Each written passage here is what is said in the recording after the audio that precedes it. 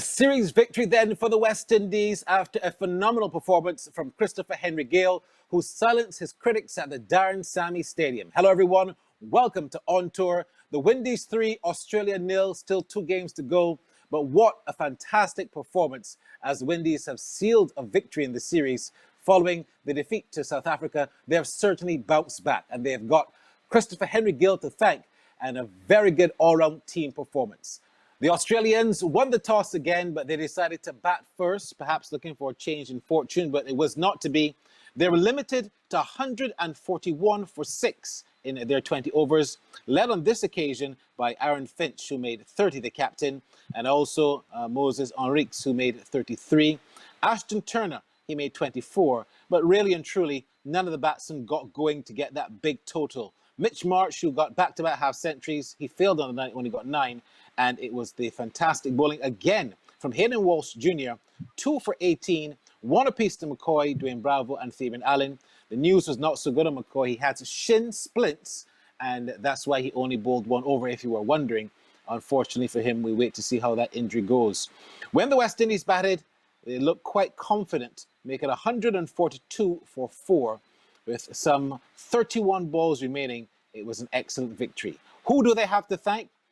The veteran, Christopher Henry Gayle, who passed 14,000 runs in T20 cricket, 67 from 38 balls, 7 sixes, 4 fours. A good supporting knock from the captain, Nicholas Pooran, who made an unbeaten 32. He batted very responsibly, 27 balls, 4 fours, and 1 6. The Windies in the end winning there, like I said, by 6 wickets and winning the series. Congratulations to them. Let's go straight to our panel. We've got the 2 T's, TB and TG.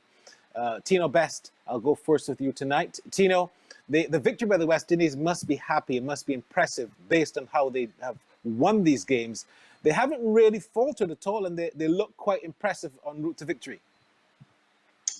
Yeah, they look good. Pooran is leading from the front in terms of his field placement. Obviously, he's going to get a lot of support and a lot of ideas from the captain that isn't there. So I think they have a good gel, a good team chemistry, and it's shown on the field. Everyone looks happy. They look like they know what they're doing, and they just look a good unit. And that's what West Indian fans want to see. We don't mind if they lose. It's the manner that they lose in. And I think that they look strong, they look good, and they still got a lot of tweaking to do. But right now, to have Australia 3 love is a good feeling, Barry. A very good feeling. Tony Gray, you have been quite harsh on Christopher Gayle, and I remember you said that if he didn't come good in this series, you would not take him to the World Cup. This is the innings that he did come good. Are you satisfied that things are level now and he should maintain his number 3 position in the team? Well, I wouldn't say level now. Just 1 good innings is not what we want to see from Christopher Gayle. The thing with him is that he is absolutely brilliant at destroying bowling attacks across the world. So we want to see consistency. So this was good to see. He's running into some form. And if he plays the remaining 2 games in this series, we want to see the same sort of approach. He bats at number 3. It's a pivotal position in any batting side. And he has to be destructive. He's known for that in the T20 scenario. So excellent innings that caused us to win the series. But we want to see more of this type of destructive batting. You've got a real cricket animal there in the back, Tony. Tino, let me say this to you. We'll go back at wheel and come again from the top, where the West Indies bowl first, something that they haven't done in the series. But how impressed are you with Hayden Walsh Jr.? He's really come on leaps and bounds. Yeah, when you lose your place, Barry, and you get the opportunity again. And look, a World Cup is coming up, Barry, and that young man wants to be on that plane to Dubai and Abu Dhabi. And look, he bowled beautiful again. His line, his length, and he backed himself. He bowls the ball really slow, Barry, and that is so good to see. If the batsman comes down the wicket in the miss, there's always the opportunity to get stumped. And he turns the ball. He's a very good cricketer, and he backs himself. Fielding, marvelous again, and it's all about when Hayden Walsh is in the team that the captain give him that support and they set the right fields. I think he's West Indies trump card, and I think they should continue to invest in him and let him continue to believe in himself and give him the support. Tony, McCoy was back in the team for Fiona Edwards, who, as we heard, is injured. But McCoy himself has a problem with shin splints. You're a former fast bowler. Tell me what really hampers you with the shin splints, Tony, and how well did he bowl for that just one over coming back? Yeah, but he got a wicket, so he's a wicket taker. And shin splints could affect you for a while if you don't take care of it. Obviously, you have to look at your bowling shoes, for example. It can be problematic that way. But we have to be protective of this type of talent because we are looking for him to perform well as he has done against South Africa and now against Australia in the World Cup. He's just a trump card. As mentioned time and time again, he's been able to take a lot of wickets. So we have to protect him. And shin splints wouldn't last once it's treated properly. And obviously, the West Indies team has a lot of professionals working with them, especially the rehab people. So I fear not where he's concerned. Now let's go to the batting, Tino Best. I'll let you lead us off. You've been quite critical of perhaps the openers. They did not get off to that fantastic start again. Simmons and Fletcher, perhaps with Lewis out injured, might not necessarily be the order that we are thinking about. How do you feel about that and the start the West Indies got again tonight? To be honest, when you're talking about Fletcher, like I thought that the first two games against South Africa, Fletcher batted well, Barry. And when you drop someone, you break their momentum, you break their concentration, you break their mindset and what they bring into the team. And when you let someone like Fletcher sit down for four games into the next series, and it's always going to be very difficult to come back and start. He doesn't understand what he has to do and so forth. The thing about Lyndall Simmons and Fletcher, look, you can put them in a hat and pull out. I think that Simmons is a little better than Fletcher in terms of getting to those 30s more regularly than Fletcher, but they have to carry on. If Evan Lewis is the number one opener in T20 cricket, those two have to, whoever's in the team are going to have the opportunity to open with Lewis, have to bat properly. And the only thing about Simmons is he has to get singles. I think that singles will help his confidence. I think it's like if Simmons don't hit a boundary, it's a block ball, it's a dot ball, or he's just swiping. He has to rotate the strike back at better, Barry, because he's a better player than that. Once Simmons is going, Chris Gayle is going, Evan Lewis is going, it's all over. But we have to understand that singles have to play in the cricket as well. Now, Tony, let's dedicate the next couple of minutes to Christopher Henry Gayle. This man has been criticized. He was almost vilified. So many people all around the Caribbean, even some parts of the world, were saying Chris Gayle should not be in this team anymore. He should retire. He's 41. He's not producing. You correctly said earlier, you still want to see that level of consistency from him. Let's give him his pound of flesh for the moment, though, with the innings.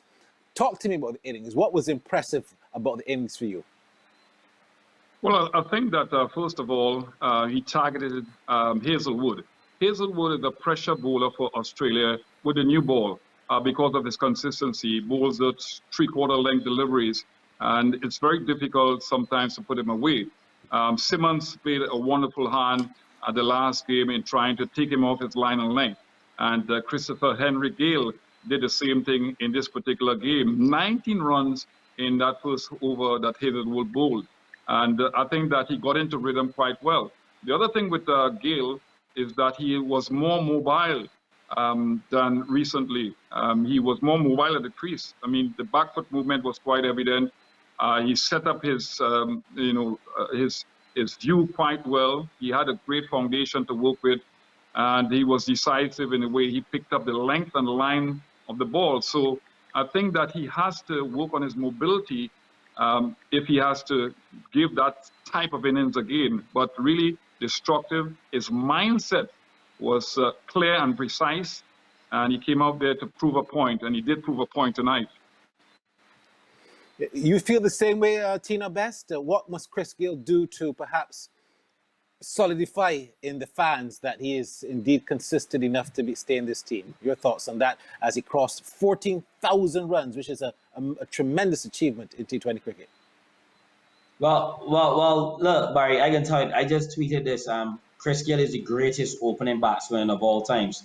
Look, if you name an all-time World 11. It's Sunil Gavaskar and Chris Gayle opening the batting. When you can dominate, you can play 100 tests, 8,000 test runs, play, 300 and so 1 days, 12,000 runs, and then you play 2020, and you got 14,000 with 2,200s, Barry. You got to be one of the greatest cricketers that have ever lived, and you got to give Jack his jacket. Look, once this is probably Chris' last World Cup, and he wants to go with a bang, and we owe it to him to let him go that way. We obviously want him to be in good form, and he showed that. But look, Chris' presence in the West Indies dressing room, it means so much to those cricketers. It's like having Brian Lara in the dressing room, even though he might not be playing.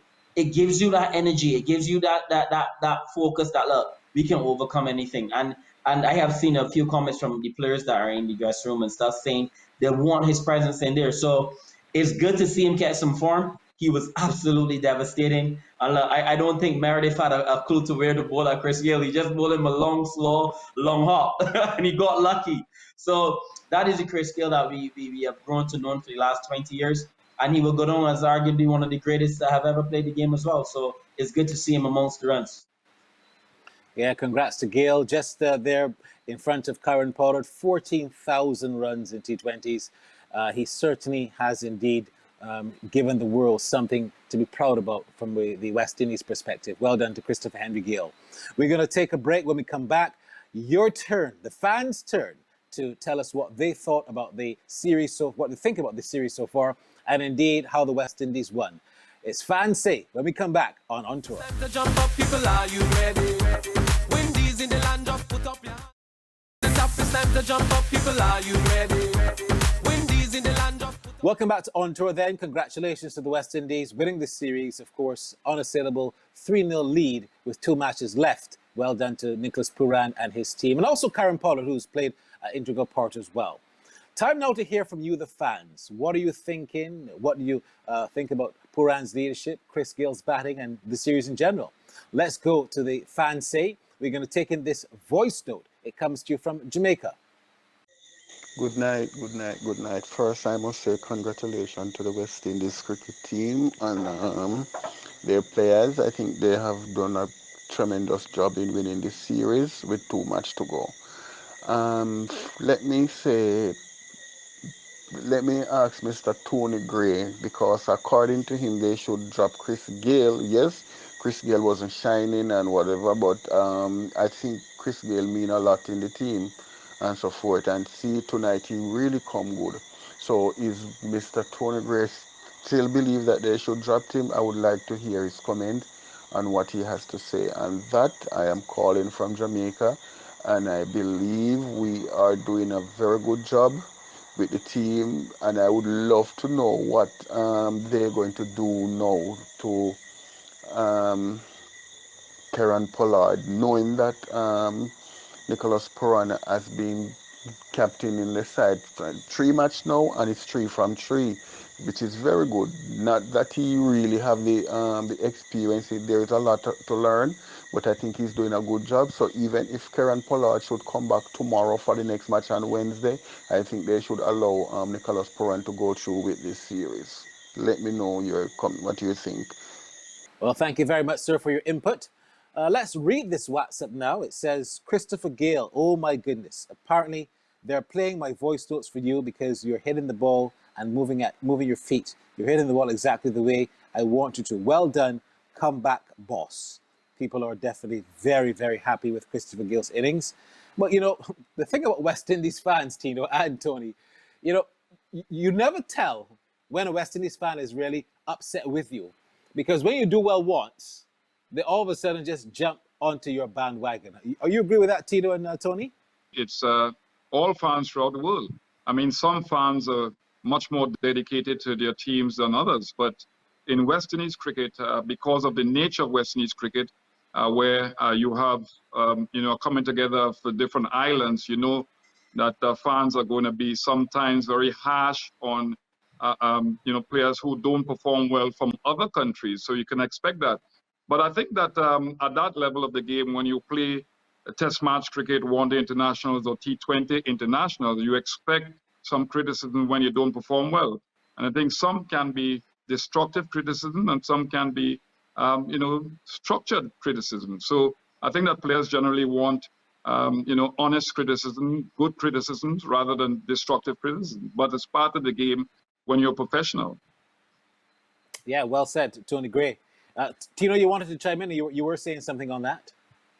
Yeah, I mean, absolutely correct. What Tony said. You gotta have a mindset to don't read the papers when you don't do well. when you do well, you buy all the papers and go on all the social media handles and check out people giving you praise. But at the end of the day, that's the way of the world.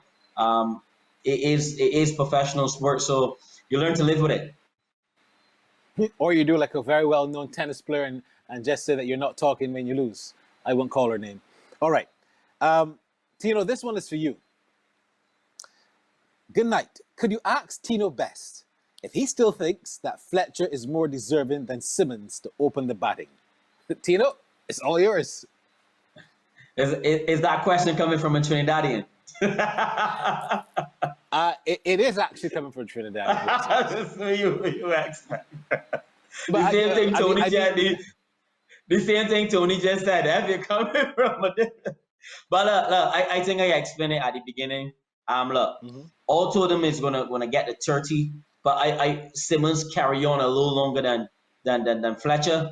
I thought that Fletcher had a good little thing going with Evan Lewis, but look, at the end of the day, whoever gets the opportunity to open the batting, they have to perform.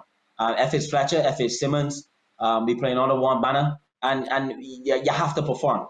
And it's coming to crunch time. I know these little series is good for the confidence leading into the big tournament, and it's good to win and get them on the belt. But I think West Indies kind of, Simmons is well ahead of Fletcher now in the picking order of that opener to complement Lewis. All right, thank you so much. Continue to send your WhatsApps and your voice notes. Even if we don't read them, we'll try to respond to all of them. So many have come in from around the Caribbean. I really want to thank you for supporting On Tour. When we come back, we're going to hear from the man of the match, which happens to be Christopher Gayle, and the two captains. Don't move a muscle. It's time to jump up, people, are you ready? Windies in the land, just put up your hands. It's time to jump up, people, are you ready? Windies in the land, just put up. We're back on tour. Of course, let's first of all hear from the man of the match, Christopher Gayle, and then we'll hear from the two captains. First up, Chris, congrats on your Man of the Match and Player of the Match award, and also congratulations on getting to 14,000 T20 runs. How has that journey been? Thanks, Darren. It's a great journey. I'm so happy. I'm so pleased to actually get a series win, first of all. And I just want to commend the standing captain, Nicholas Pooran. Congrats on winning a fantastic series against a great team. To Kyron Pollard, he played a big part as well, even though he didn't play in none of these games. So I want to commend the captain Pollard as well. But from a personal point of view, you all knew I was struggling with the bat, and to be able to get some runs today, it's very pleasing. But what was actually pleasing about getting these runs tonight, was my teammate. I want to dedicate this half-century or this milestone to West Indies, my teammates, especially, Kyron Pollard. We had a team meeting before the game, and he stand tall. That's what a leader should have done anyway. And he stand tall, regardless who the person I am, what I've achieved. You let me know, where I stand within this team, and you want me to go and express myself, so I'm very grateful for that pep talk, because sometimes it doesn't matter how great you are, you need a little bit of talk sometimes, and that coming from Kyron Pollard, Dwayne Bravo, with a big support in the media as well. So I have to commend those senior guys. They played a fantastic part with what happened today. So with this strength and unity within this team, we're playing some great all-round cricket. We're playing some great all-round cricket, and I'm very pleased, and I'm really happy to actually win the series. Aaron, commiserations. First up, you started that run chase on a positive note, your best opening partnership. Then tell us, what really went wrong there? Yeah, again, same as the other games. We just haven't had the top order go on deep into the innings. Myself getting out with back-to-back wickets, exposing two new players towards the back end there. It's been quite similar the whole way through, and credit to West Indies as well. They bowled beautifully, especially at that back end. They denied us any length to get up and under that short side. They're an experienced side, and they showed it tonight. Nicholas, congratulations. How do you rate this performance by your team today? First of all, I want to thank my God, Jesus Christ, for giving me the health and strength to play this game, and my team. Top game. We kept asking for improvements. How could we better our performance? And tonight, we came out and executed our plans with both Pat and Bo. How pleased are you to see the return of form to Chris Gayle? Very pleased. He had a long speech just now. There's a reason why he got 14,000 T20 runs, the greatest T20 batsman that played the game. I'm very pleased with him personally. That dressing room is going to feel even more special after that innings. You're the first and only West Indies T20 captain to start your captaincy tenure with 3 wins in a row. How special is that for you? First of all, very thankful again. Something I didn't really dream of. I'll take it, but this only happened because of this bunch of guys we have here. A special group of guys. I can't ask for better T20 cricketers around me. The experience and the knowledge in that dressing room it's too much. I'm very thankful for the support from Paulie as well, the captain, the coach, and all the senior players. Well, Aaron Finch, quite gracious there in defeat. The final one I have for the two Ts. First of all, Tony Gray, I asked you this question. The West Indies, 2 matches left. Do you reckon that they'll give some other players on the bench a turn to see how things could go with a possible 11 as they go towards the Pakistan series now? Yeah, I think that is the way to go because of the fact that we have already won the series, and you have players like O'Shane Thomas, for example. I think that when we're looking at structuring a team for the World Cup, we have to have a team that has various strengths in it, and I think that we have to look for pace now. Fila Edwards, to me, was selected the right choice to make because of the ability to bowl at 90 miles an hour and swing the ball prodigiously. Now we have to look to O'Shane Thomas, give him a little 4 overs here, a little 4 overs there to see if he could crank up his pace and get the ball to move off the seam, because we want the variety in our bowling attack going towards the World Cup. So now that we have won the series, I don't see why we should not choose other players for the final 2 games. You agree with that, Tino Best? Yeah, absolutely. And it comes back to that point, O'Shane. He's really regressed in the last 2 years or so, but he's still around the team, which is so good. And I just hope that, he's been in the nets and he's just chomping at the bit to get an opportunity. I think this is a brilliant chance for him to come in. I see that the West Indies are flirting a little bit with Bravo coming up the order. I don't have a problem with that, but Bravo has to bat properly if he's getting that opportunity to bat at 5. I still believe that we need Hitmaya to bat a lot of balls for him to continue to build his confidence. So as rightfully as Tony Gray said, look, got to give O'Shea Thomas an opportunity for that young man to run in. He is the future. Simple. Yeah, thank you so much, guys. You've made a fantastic input. Well, we're going to take a couple days and then we'll come back to see if the Windies can go 4-0 up in this series. It's a position of strength that they haven't had for quite some time, especially against a top team like Australia. We wait and see if they can continue to be consistent. Thanks so much for joining me for On Tour. On behalf of Tony Gray and Tino Best and Barry Wilkinson saying bye-bye for now.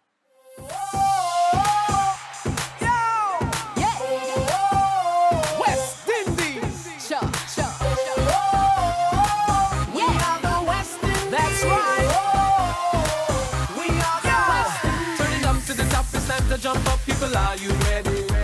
Windies in the land, just put up your hand. It's